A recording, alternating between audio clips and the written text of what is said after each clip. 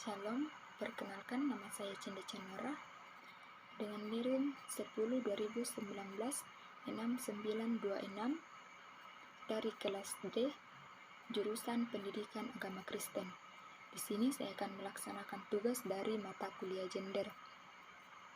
Di sini saya akan membahas tentang tokoh perempuan dalam Alkitab, yaitu Isabel. Yang pertama, latar belakang. Isabel adalah anak Raja Ekbaal, raja orang Sidon yang diambil Ahab sebagai istrinya. Kemudian setelah menikah, Isabel membawa Ahab jatuh kepada penyembahan berhala, yaitu menyembah Baal yang merupakan kepercayaannya sejak dulu. Sebagai putri seorang raja, ia menjadi istri seorang raja, yaitu Ahab. Kendati Isabel dan Ahab sama-sama dari kalangan atas, namun secara gender dalam budaya patriarki, posisi Isabel berada di bawah suaminya.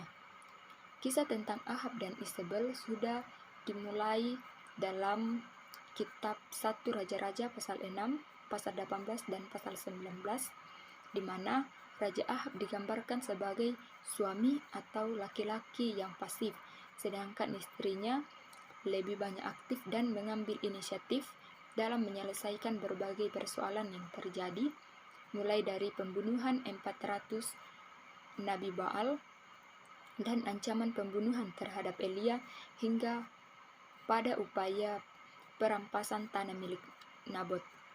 Kemudian yang kedua, peristiwa keterlibatan tokoh dalam Alkitab. Isabel dikenal sebagai ratu yang sangat kejam. Di dalam Alkitab, Isabel dikisahkan melakukan kejahatan besar di mata Tuhan, yaitu membantai para nabi Tuhan. Isabel, istri Ahab, merupakan perempuan yang sangat jahat.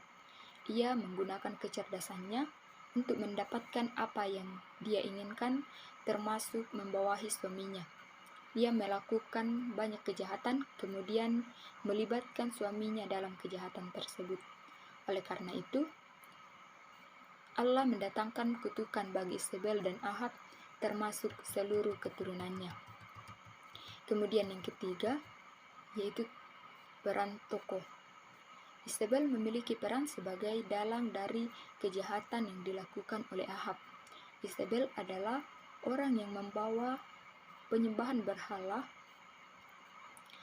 penyembahan dewa Baal kepada Israel, dan membujuk suaminya Raja Ahab untuk memperbudak diri dengan melakukan apa yang jahat di mata Tuhan.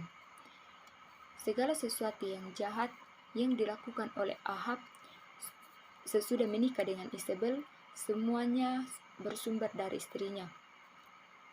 Untuk memenuhi keinginannya, yaitu ingin menaklukkan suaminya dan menaklukkan kerajaannya. Isabel rela melakukan segala bentuk kejahatan, dan bahkan ia rela untuk membunuh hanya untuk mendapatkan kekuasaan. Isabel juga dapat disebut sebagai wanita yang licik karena dengan kata-katanya yang manis, ia mampu memikat perasaan orang lain dan ia mampu bertindak seolah-olah ia tidak pernah berbuat salah. Kemudian yang keempat, sumbangsi kehidupan tokoh bagi perspektif gender. Hal yang dapat saya pelajari dari kisah Isabel yaitu yang pertama, bahwa wanita juga memiliki hak yang sama dengan pria, yaitu hak dalam hal kekuasaan. Tapi jangan sampai hak yang kita miliki membuat kita lupa akan tanggung jawab kita. Isabel sama seperti Isabel yang haus akan kekuasaan dan menghalalkan berbagai cara untuk memenuhi kebutuhan,